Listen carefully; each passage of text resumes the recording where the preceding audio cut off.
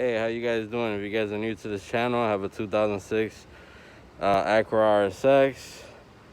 Also a Range Rover Evoque Sport, and a Honda Odyssey that I usually do work on, and I post the symptoms and all that,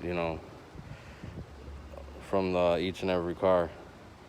Today I'm working on the RSX, the 2006. I'm getting a clunking noise in front as soon as I installed the new tank coilover suspension. I'm gonna show you a few things to look for. Remove the wheel. There you can see the RSX.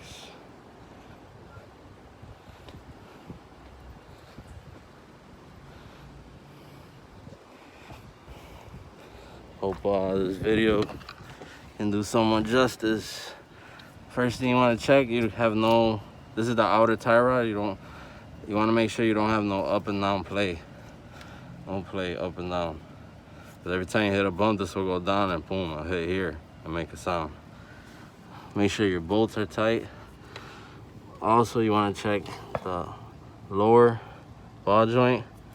Make sure the boot and everything is solid, no water, no holes. That's good. Then you want to check these bushings, the lower control arm. Also the bushings for the stabilizer and your links, which is here. So the issue I found here, my clunky noise, is here. I grab a pry bar, stick it underneath. Check this out. It's hitting the chassis. There's no rubber bushing whatsoever. So that's bad.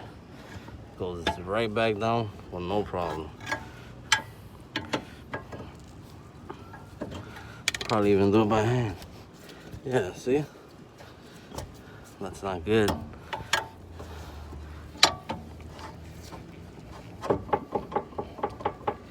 No, it's simple to take out. Bolt there, the ball joint, and here. Hope you guys like this video. Subscribe and like. Appreciate y'all. Thanks for watching.